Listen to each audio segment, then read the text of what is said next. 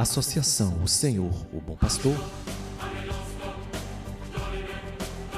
e TV Potiguar, cada vez mais pensando em você.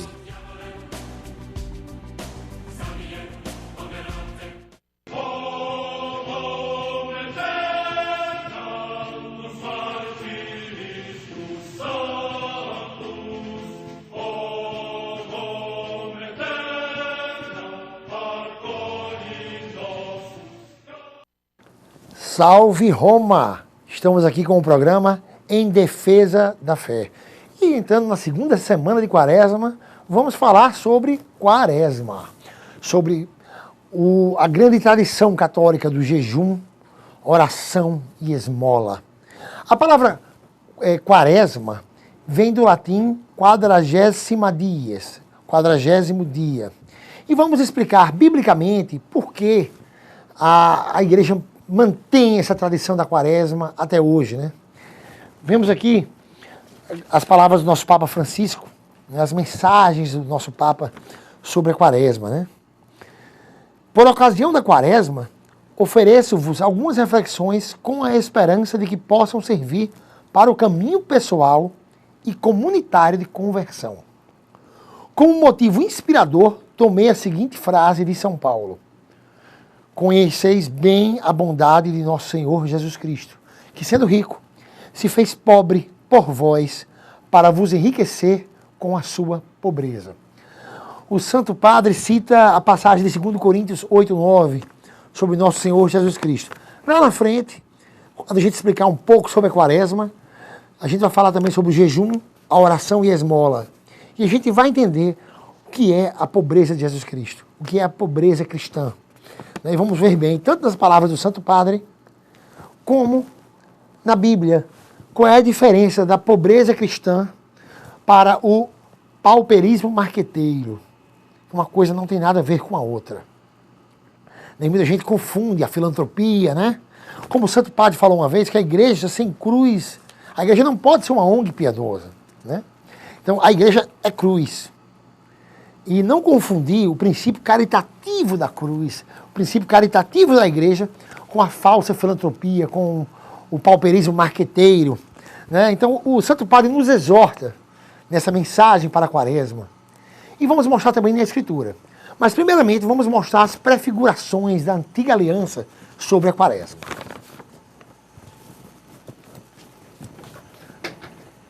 Vamos lá. Todos nós sabemos que a Quaresma são 40 dias, né?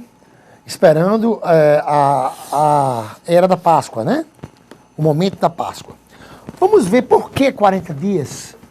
Vamos ver que desde a antiga aliança, teve vários acontecimentos onde houve vida depois, e nesses acontecimentos houve 40 dias. Você vê que a vida do povo cristão, ela se deu graças ao sacrifício de Cristo e sua ressurreição. E isso é revivido na Páscoa. Antes disso, teve esses 40 dias de jejum de Jesus Cristo. Vamos ver prefigurações na antiga aliança que encaixam exatamente no período da Quaresma. Sabemos, como diz o autor de Hebreus, em Hebreus 10, versículo 1, que a lei é sombra dos bens vindouros. Então, a velha aliança, a lei, ela prefigura a nova, sendo sombra dos bens vindouros. Vamos ver como é perfeita a harmonia entre a Bíblia e a igreja. Muita gente chega, mas a Quaresma não é bíblico. É bíblico sim. Mas a igreja não está de acordo com a Bíblia. Claro, a igreja não está de acordo com a Bíblia. É a Bíblia que está de acordo com a igreja. A Bíblia existe para a igreja. Vamos lá. A Quaresma é um momento que antecede a vinda de algo que liberta. Sempre foi assim. Essa questão dos 40 dias. Vamos mostrar aqui, primeiro no começo, né? Em Gênesis. Gênesis 7. Houve morte. Dilúvio. E a vida existiu como? Através da arca. Talvez uma prefiguração para a Santa Igreja. como diz São Pio X. Olha aqui. Gênesis 7, versículo 12. A chuva caiu sobre a terra durante 40 dias e 40 noites. Lá em Gênesis 8, versículo 6 diz, ó, no fim de 40 dias, Noé abriu a janela que fizera na arca. Né? Depois dos 40 dias, é que Noé começou a testar para ver se a água já estava baixando. Ele mandava um corvo para ver se tinha terra para o corvo pousar. Então, depois dos 40 dias, é que começou o período de vida. A água baixou e começou a florescer. Do mesmo jeito, no sacrifício do Calvário e ressurreição. Foi depois dos 40 dias de jejum. Vamos ver outra prefiguração também. Sabemos que o Gênesis é a época da criação, né? A época pós-criação aqui. A época de Noé. Começa na época de Adão, depois vemos Noé, depois vemos a época de Abraão. Logo depois, vemos a época da lei mosaica, retratada no livro do Êxodo, né? Vai até o livro do Deuteronômio, né? O Pentateuco inteiro, de Gênesis a Deuteronômio. Olha que coisa incrível essa prefiguração da quaresma. Lá em Êxodo 34, versículo 27. Sabemos que Jesus jejuou 40 dias até chegar o período de seu sacrifício. O período do sacrifício e ressurreição, que nos deu a vida. Na época da lei, as palavras de vida foram dadas através de tábuas de pedra. Foram dadas através da lei mosaica, entregue no Monte Sinai. Vamos ver o que aconteceu. É Êxodo 34, versículo 27.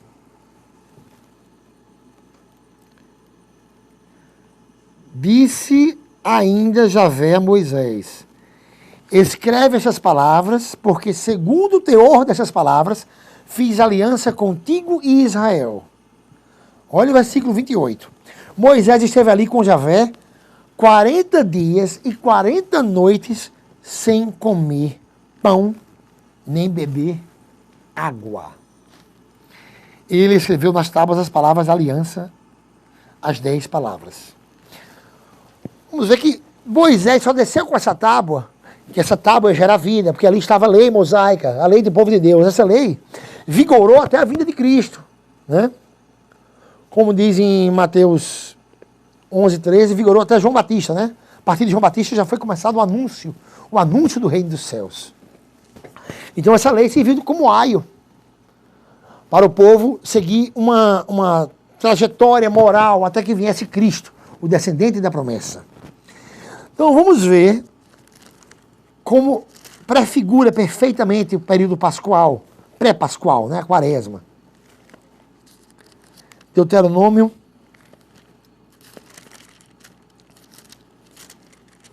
9, do 9 ao 11. Olhe que coisa perfeita a união da Bíblia e a Escritura, e a tradição, né?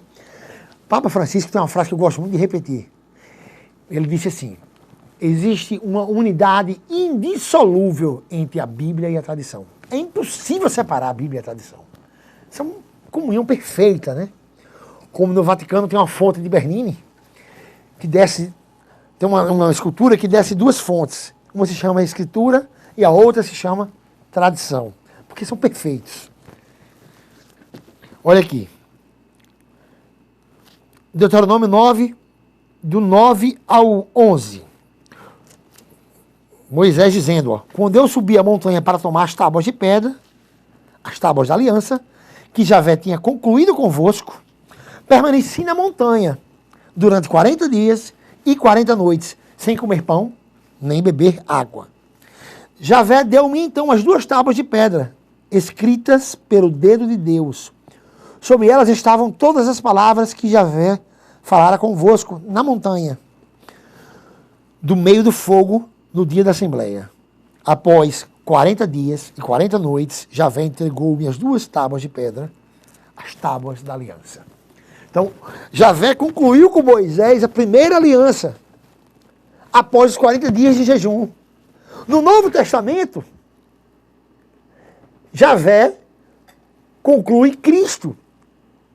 Cristo, próprio Javé, o próprio Deus encarnado, conclui uma nova e eterna aliança no período pascual. Isso após 40 dias de jejum.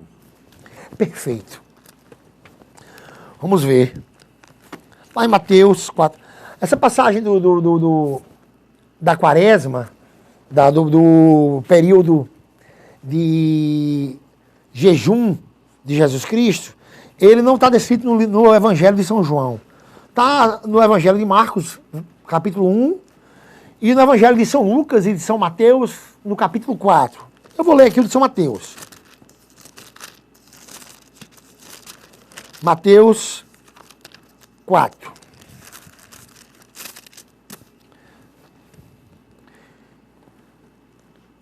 Mateus 4, versículo 1. Então Jesus foi levado pelo Espírito ao deserto, para ser tentado pelo diabo. Por 40 dias e 40 noites esteve jejuando. Depois teve fome. A partir do versículo 3, vai começar o ciclo de tentações. O ciclo de tentações que Satanás tenta Jesus no deserto.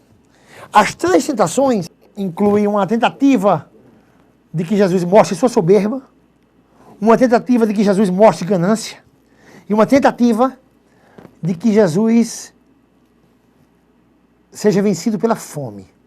Mas nessas 3 tentações, Satanás foi vencido.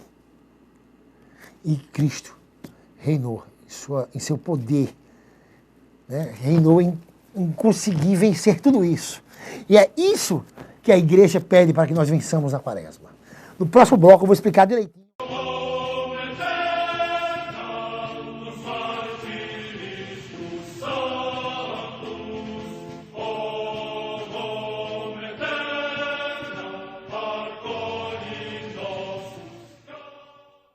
Uma escola tem que ensinar como ser. Aqui a gente não ouve falar de valores, a gente vive isso na prática. Importante essa base da escola, da minha família. O curso que eu escolher, eu sei que eu vou estar preparada. E graças ao Neves, além de eu conseguir passar, eu vou ser um bom profissional. É isso que a gente vivencia, educação com atitude. Tenho orgulho dessa escola. Aqui eu sou feliz. É completo. É o meu colégio. E pode ser o seu.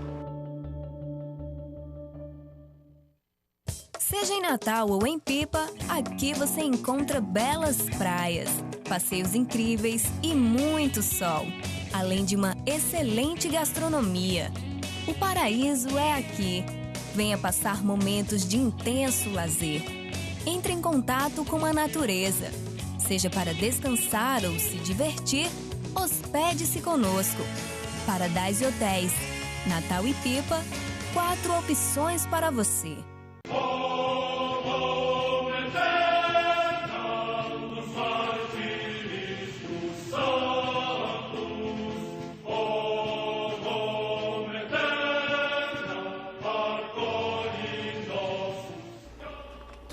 No Catecismo, número 2043, existe uma exortação para o tempo da quaresma, o tempo de jejum, oração e penitência. 2043. O 4º mandamento, jejuar e abster-se de carne, conforme manda a Santa Mãe Igreja, determina os tempos de acesso e penitência, que nos preparam para as festas litúrgicas. Contribui para nos fazer adquirir o domínio sobre nossos instintos e a liberdade de coração.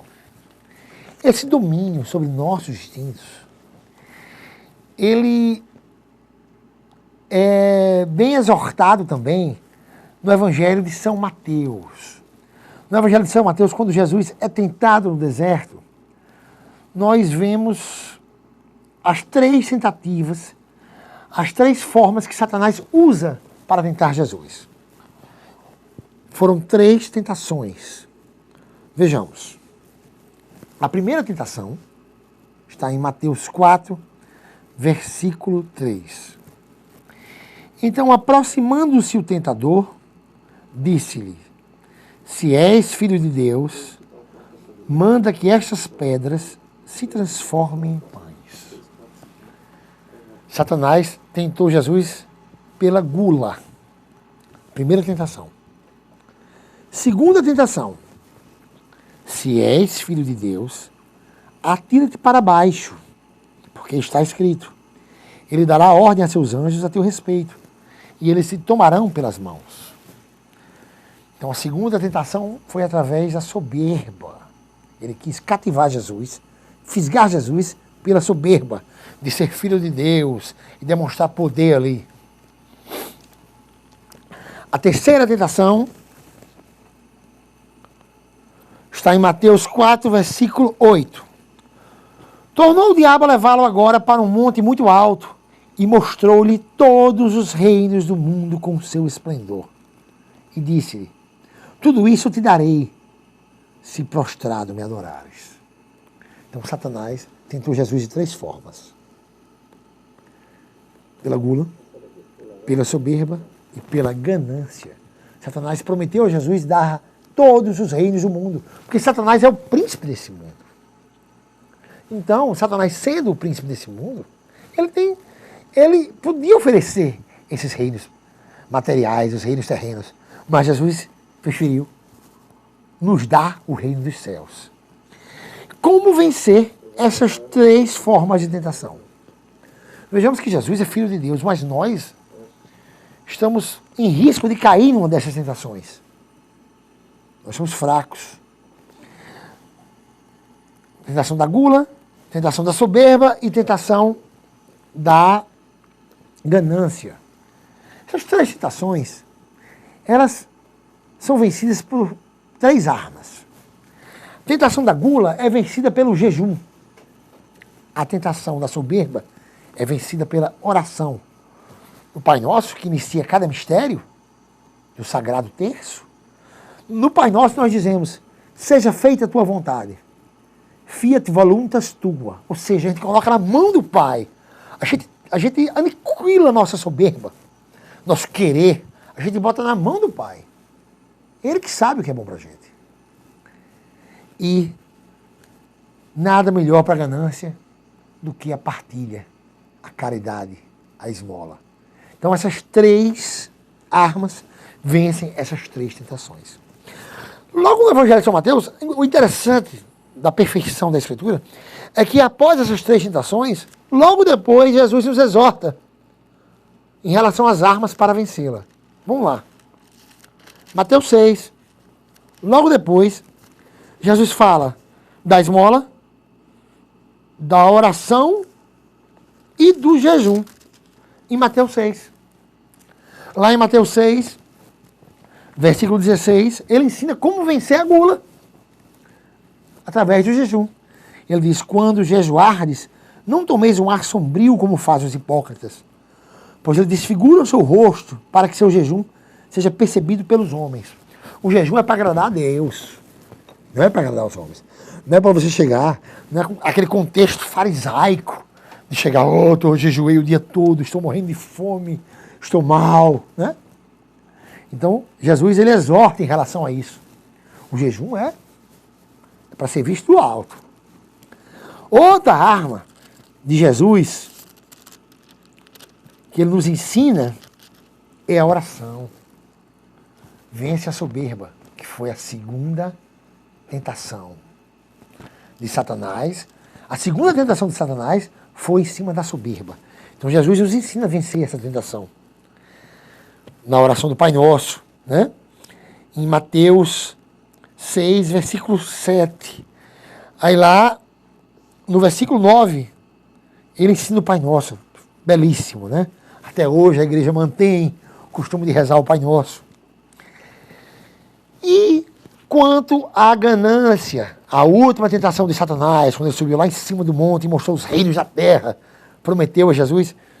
Inclusive, essa frase que Satanás usou, né? Tudo lhe darei se prostrado me adorares, é uma frase usada pela teologia da prosperidade.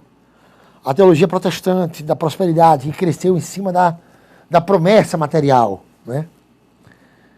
Como se Deus fosse um abençoador material, né?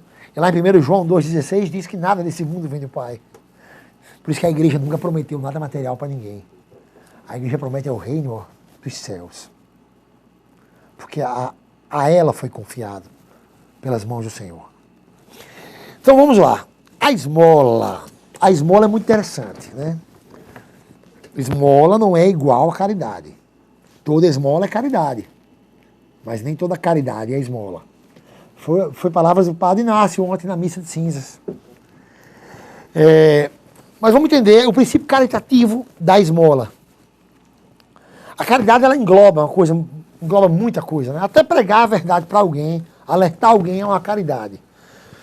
Mas a esmola, como caridade, ela tem um fator fantástico. Primeiro que a caridade ela é totalmente ligada ao reino. A fé sem obras é morta, como diz São Tiago, né?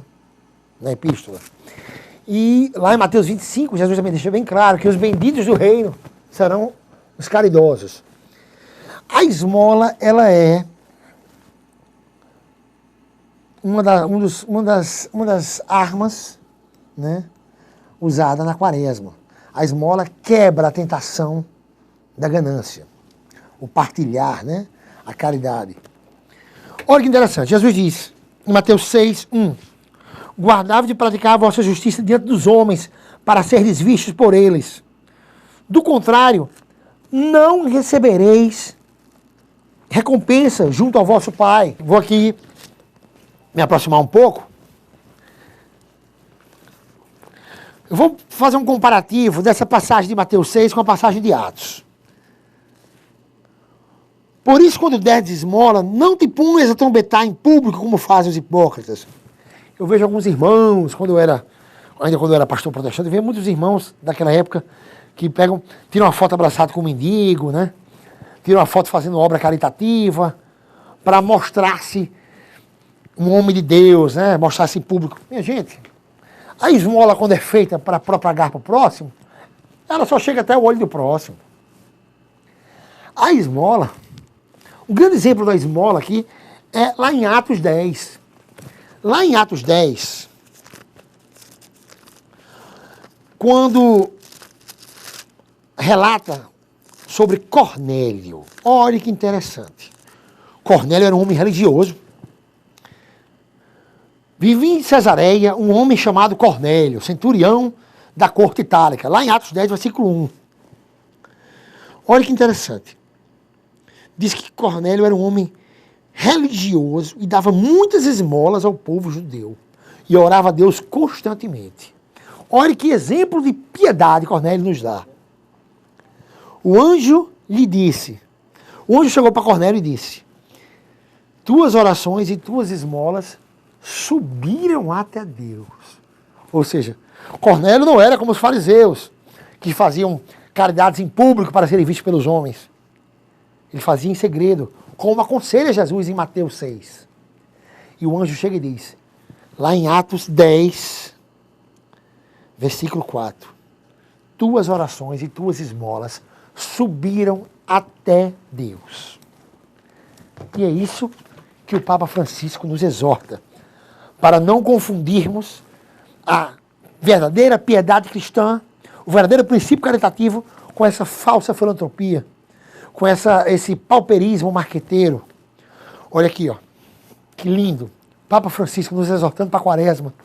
A finalidade de Jesus fazer pobre não foi a pobreza em si mesma, mas, como diz São Paulo, para vos enriquecer com sua pobreza. Não se trata de um jogo de palavras, de uma frase sensacional. Pelo contrário, é uma síntese da lógica de Deus, a lógica do amor, a lógica da encarnação e da cruz. Deus não fez cair do alto a salvação sobre nós como uma esmola de quem dá parte do próprio supérfluo com piedade filantrópica. Não é assim o amor de Cristo. Que coisa linda, né? Então o Papa Francisco nos exorta para a verdadeira piedade cristã, o verdadeiro princípio caritativo.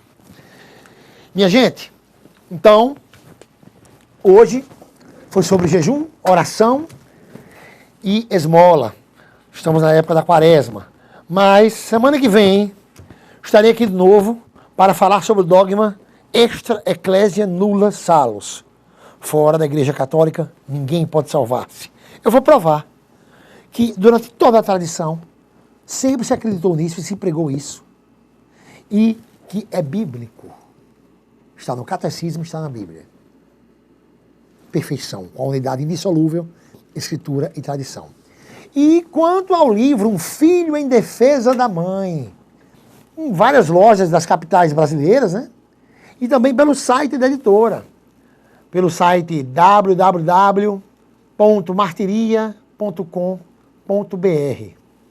Está em várias lojas da cidade de Natal também. Você encontra na banca João Marinho, ali no começo da Afonso Pena, e lá no final da Afonso Pena você encontra na banca do Tota.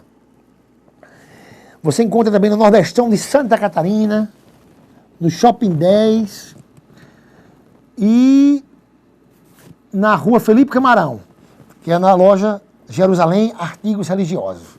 Tanto na Felipe Camarão, como no Shopping 10, como no Nordestão de Santa Catarina. O livro Um Filho em Defesa da Mãe, ele é uma defesa e um estudo bíblico provando todos os dogmas de Nossa Senhora e defendendo Nossa Senhora de todos os ataques que já foram feitos, provando que todos os dogmas são bíblicos. Então estarei aqui na semana que vem com mais um programa em defesa da fé. Até mais.